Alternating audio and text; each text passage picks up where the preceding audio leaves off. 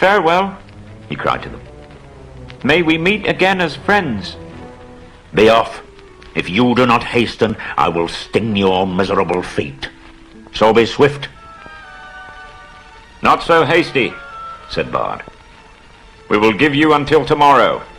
At noon we will return and see if you have brought from the hoard the portion that is to be set against the stone.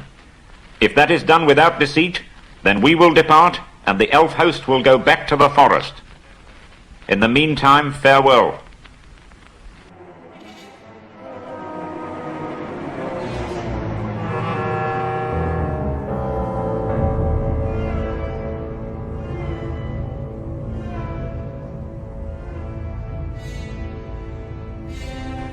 The next day the wind shifted west, and the air was dark and gloomy.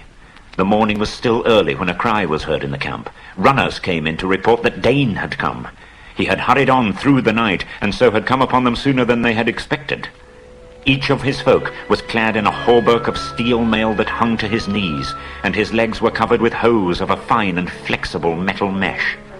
The dwarves were exceedingly strong for their height, but most of these were strong even for dwarves. In battle, they wielded heavy, two-handed mattocks, and their faces were grim.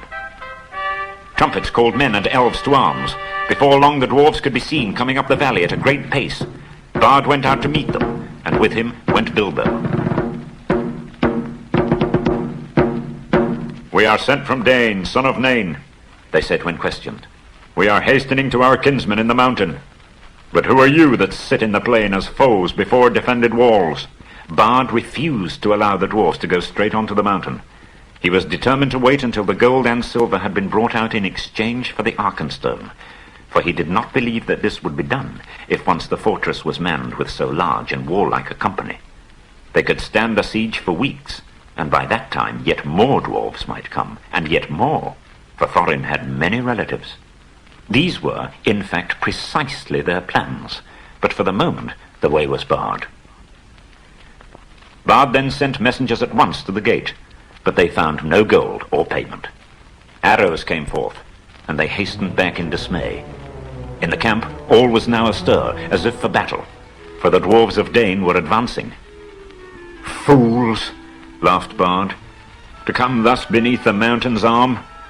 They do not understand war above ground, whatever they may know of battle in the mines.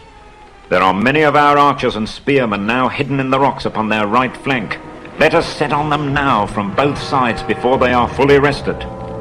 But the elven king said, "Long will I tarry, ere I begin this war for gold.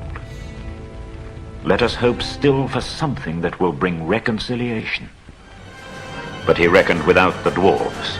The knowledge that the Arkenstone was in the hands of the besiegers burned in their thoughts. Suddenly, without a signal, they sprang forward to attack. Bows twanged and arrows whistled. Battle was about to be joined. Still more suddenly, a darkness came on with dreadful swiftness. Winter thunder and a wild wind rolled roaring up and rumbled in the mountain. And beneath the thunder, another blackness could be seen whirling forward. But it did not come with the wind. It came from the north, like a vast cloud of birds, so dense that no light could be seen between their wings. Then, in a voice like the thunder itself, his staff blazing forth with a flash like the lightning, Gandalf cried out, "Halt! Dread has come upon you all. The goblins are upon you, O Dain. Bolg of the north, whose father you slew in Moriah, is coming. The bats above his army are like a sea of locusts. They ride upon wolves, and wargs are in their train. Come, there is time yet for counsel. Let Dain, son of Nain, come swiftly to us.